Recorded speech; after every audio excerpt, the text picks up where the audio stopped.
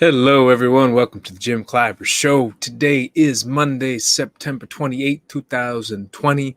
It is almost October, which means that it is almost the election because it is almost November. And what an election it's going to be.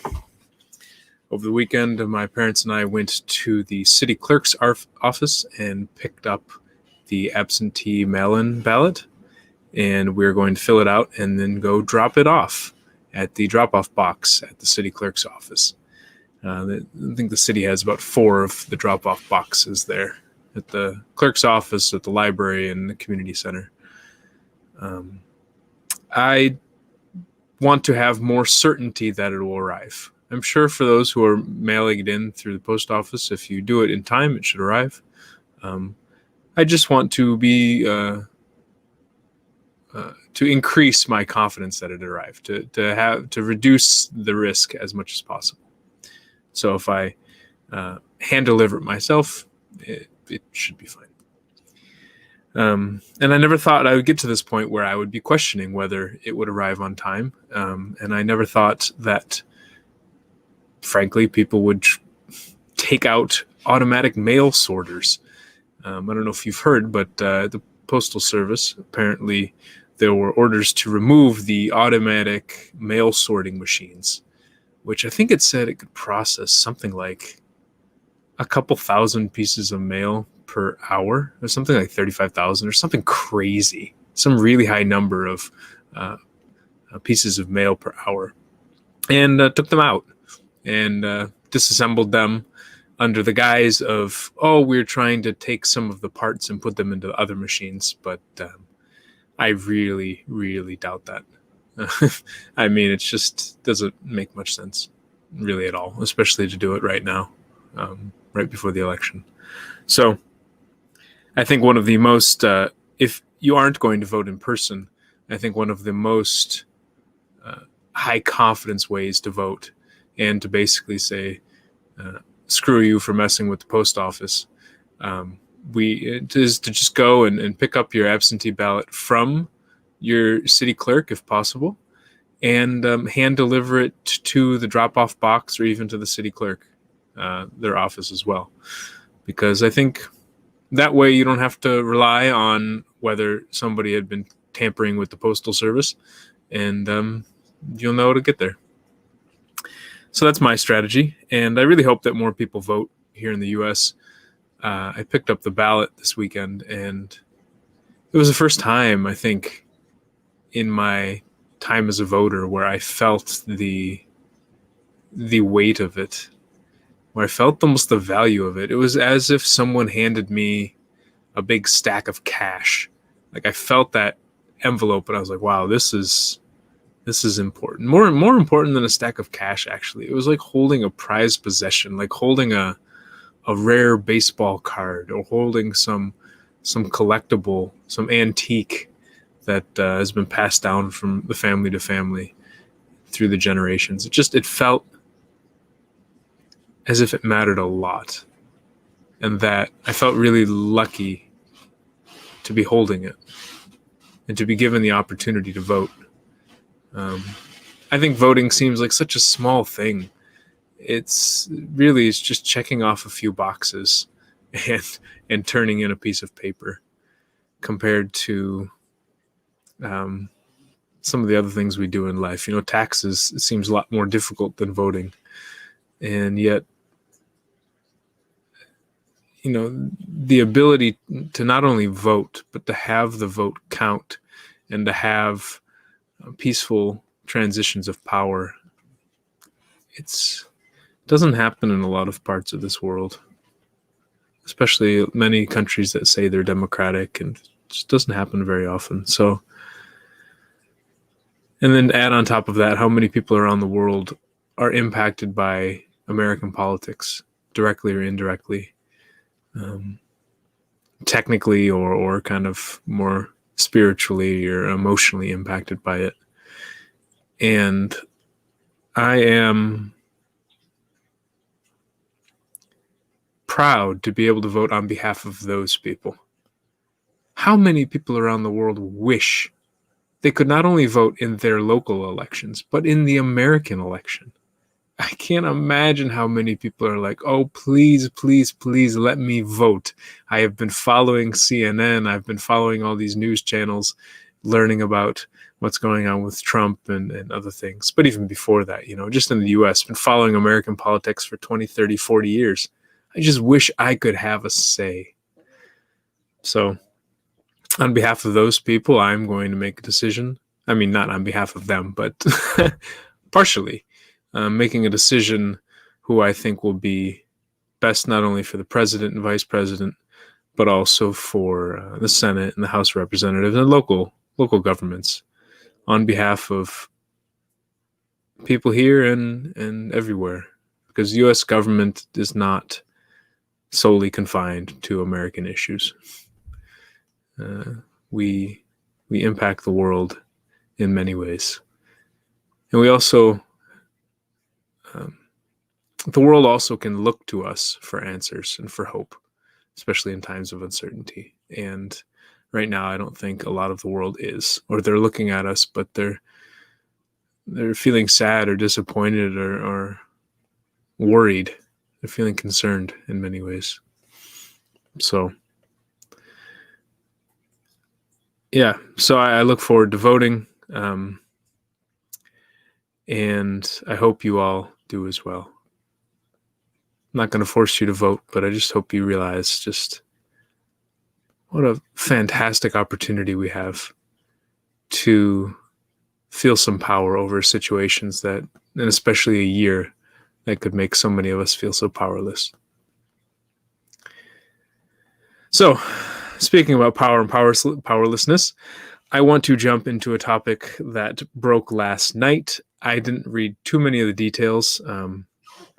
The article was behind a paywall, meaning you have to pay, you have to subscribe to the website to get the article.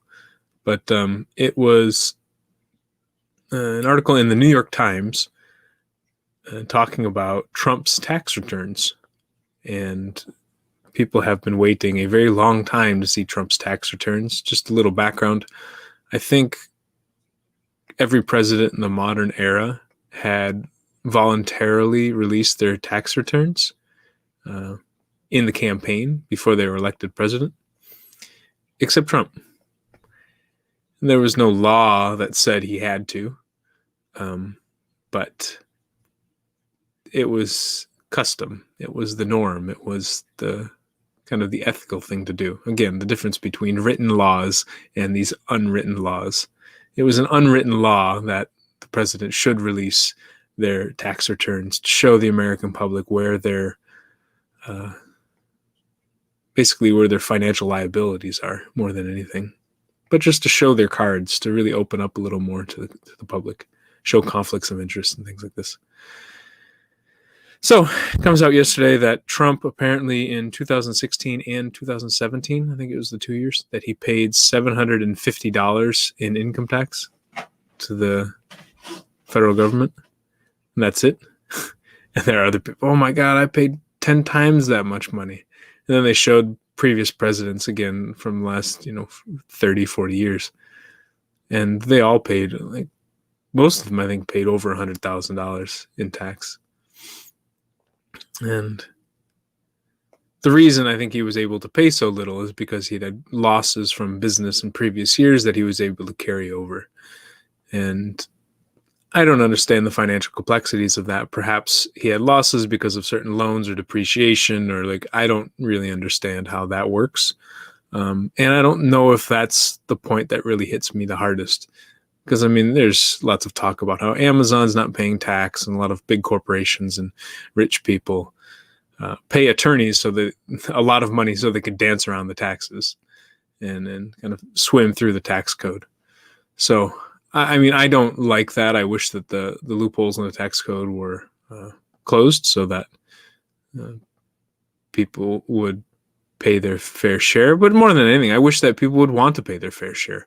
And I think this is where trying to talk about how Trump paid $750 in taxes doesn't really convince people who are supporting him to not support him, because many of them are admire him for only paying $750 in taxes. He's like, he says, "Oh, I'm a smart businessman," and a lot of people go, "Yeah, he's a smart businessman. He figured out how to not pay a lot of money to these people." And for me, that's the problem. That's one problem, is that we prize not paying money to the government. How do we have governmental services if we don't pay money to the government? And why do we have such a distaste for paying the government? Do we not see the direct impact of it? Is it because we don't agree with the decisions that they're making? Where does our dissatisfaction and distrust come in that dissuades us from paying the government and looks up to somebody who's able to almost cheat the system, like figure out the little holes in the system and dive right into those? So I don't know if talking about how Trump was paying $750 in taxes is going to persuade anyone who currently supports him to not support him. I think it plays right into the narrative. "Oh, I'm a smart businessman. I figured out how to play the system." I mean, I think that's a whole second question of, do we want someone who knows how to play the system being the one running the system? Do I want the person who knows how to, who finds all the loopholes in the rules in the soccer game to be the one who's the referee? Maybe, because then they're able to know how people are cheating the system. But that's only if they're actually enforcing when people do the cheats. But for me, I think there's a much deeper issue with what came out yesterday in Trump's in the reporting on his tax returns, and that's that he might owe anywhere from $400 million to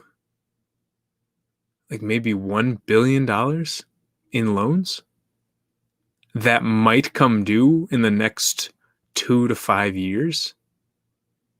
For me, that's a big issue. And not only owing that much money in loans, but owing that much money to people who are likely to be foreign, foreign-owned companies or foreign individuals. To have the President of the United States financially indebted to foreign companies or foreign individuals on the scale of hundreds of millions, if not $1 billion, that seems like a really big deal.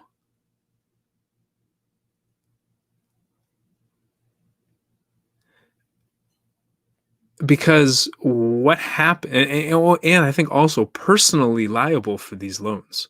So I believe, piercing through the corporate veil, it's like he himself is personally liable for these loans.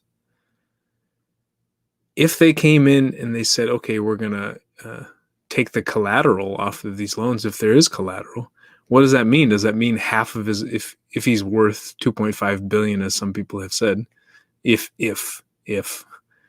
does that mean taking half of his wealth, taking half of the buildings that he owns, taking half of these things? Does he even own the buildings, or does he just own mortgages? How much wealth does he actually have, and how much does he owe people?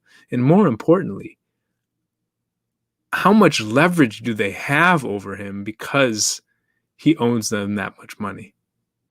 And who are these people? Are these American corporations? Are they American individuals? Are they Russian individuals? Are they Russian corporations? Are they Turkish? Are they German? Are they who know? Where are they from? Are they Israeli? Who does he owe money to? And how does that impact him?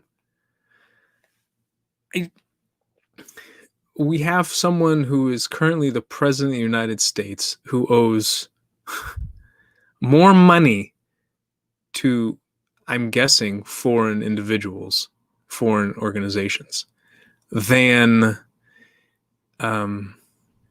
most, I think, of the presidents combined ever owned.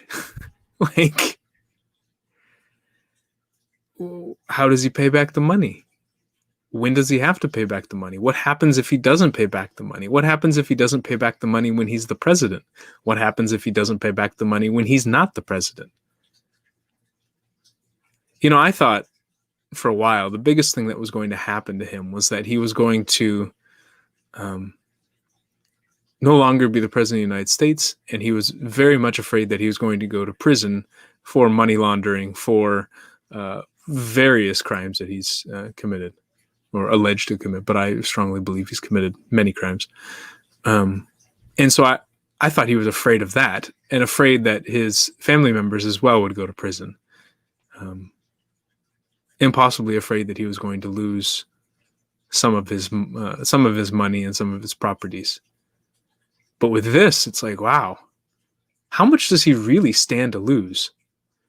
He could lose a lot if he's not there. And I'm just, and what a terrifying situation to be in. And I think this happens to a lot of people in powerful positions in government around the world who have done things that have hurt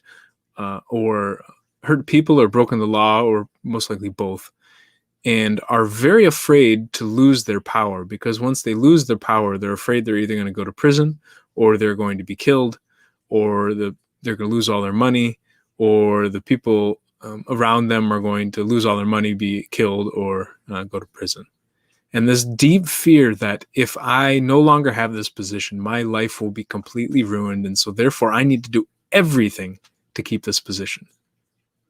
It's somebody like Kim Jong-un, who is third generation leader of North Korea. I can imagine he doesn't think that if he probably doesn't believe that if he's out of office, people will treat him kindly in his country or anywhere else.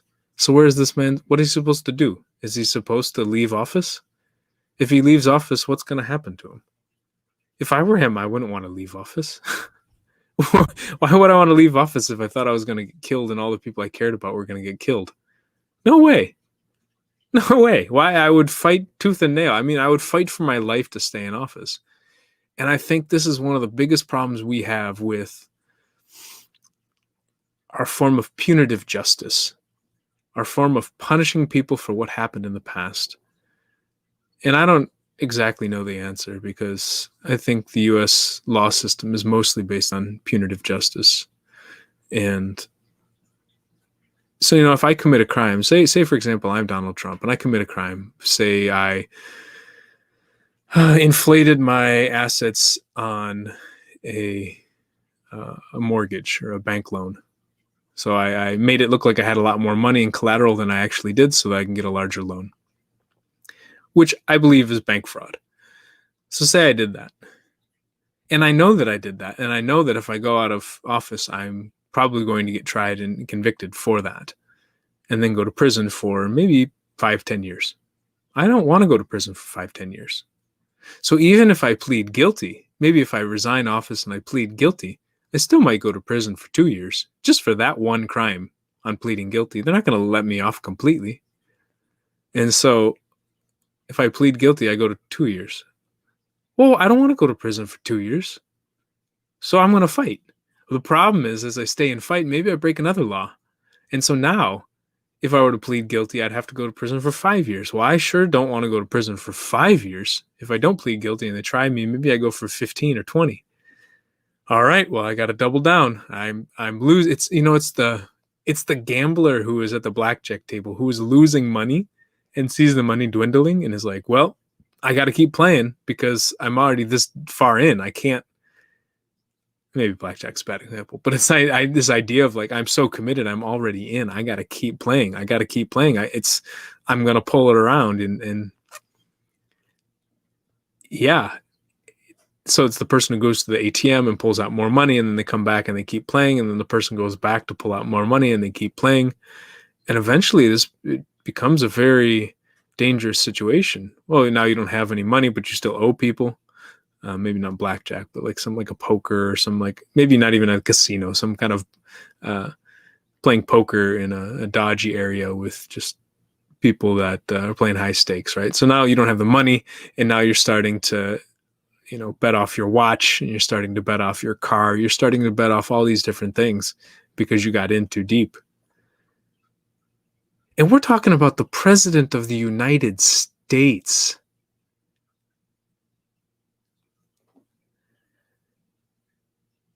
I don't know. It's okay. So I got a little distracted, but it's this idea that if that person goes, it's hard to fess up. It's hard to stop. It's hard to say, okay, listen, I want to take the plea guilty, the plea deal, and go to prison for 5 years. It's hard.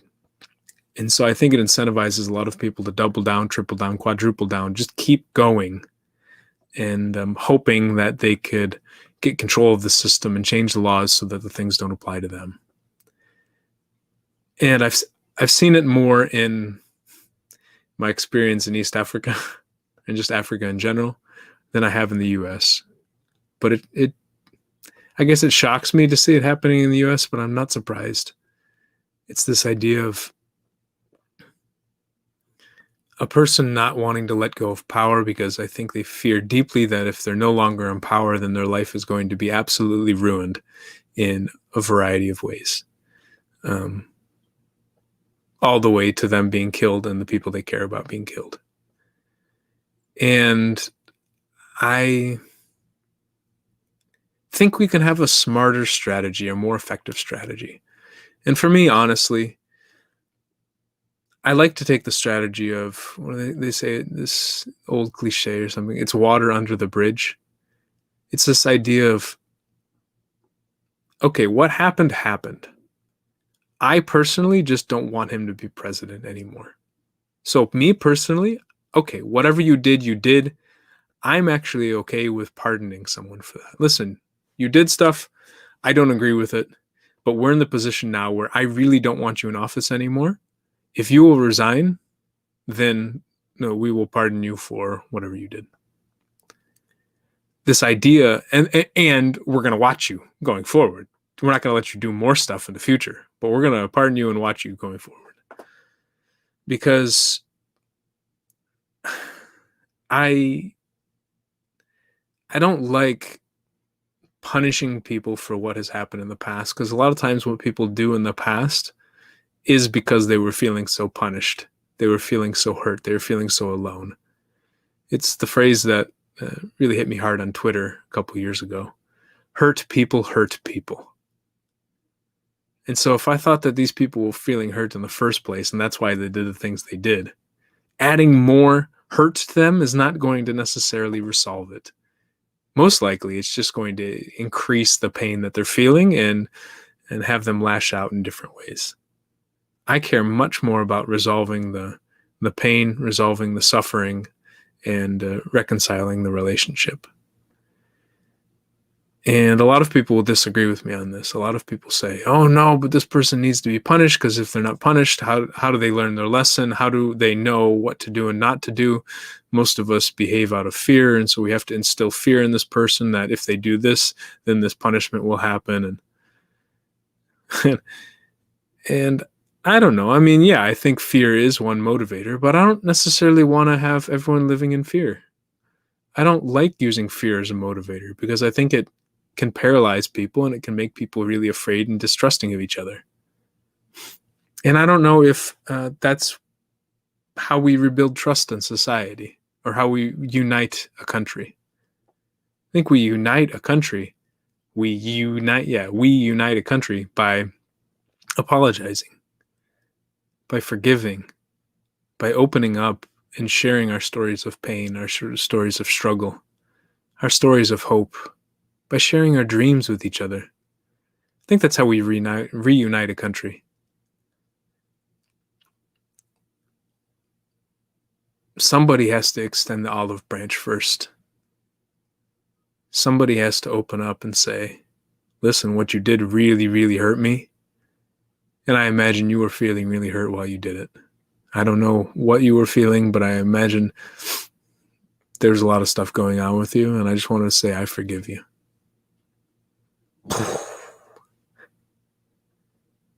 And that I wish you well. I genuinely wish you well in life. Oh, man. Could you imagine if we did that in our political process right now? Even just in our personal relationships. How often do we do things like that in our personal relationships? So, I imagine that these next, 1 month, October. Yeah, just 1 month. Wow. It's just this next 1 month before the election, and then November and December and maybe January, the 3 months after, at least, are going to be very tense politically and cause a lot of strife in many of our lives. I hope we can look at it from a perspective of not trying to punish the other side, but trying to open up to the other side, trying to see how we've hurt them and tell them how they've hurt us, and try to bring the relationships back together. Because what is a country but a collection of human relationships?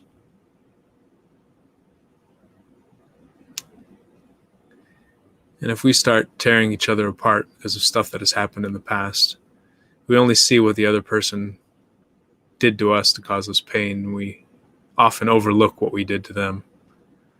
And it can just lead to more and more division, more and more distance between us and the people we care about. Our neighbors, our neighbors, the strangers, our friends, our family, our coworkers. And so, yeah, I think we should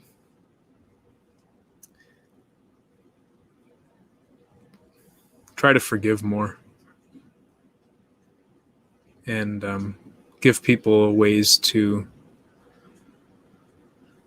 safely move on.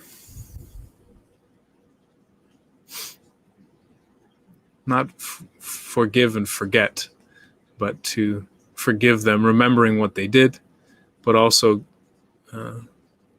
caring about them and trying to find a way for them and us to move forward together. So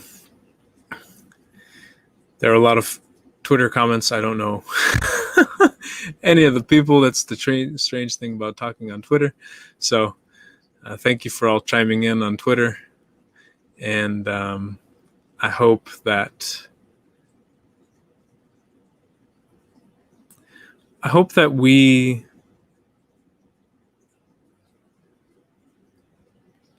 focus on the future and not so much on the past. That we accept that things happen in the past, and some people hurt us a lot, and we hurt some other people. But that happened. So how can we get on the same page right now and go forward together? Trying to reduce the suffering for us and for the others, because whether we want to admit it or not, we are all in this together. On that note, I am going to end 1 minute early, or perhaps 20 seconds, depends on your clock. And thank you for the comment on the hair. Someone said I'm rocking that hairstyle, bro. And well, that rocking's a good way to put it. I appreciate the comment. So thank y'all.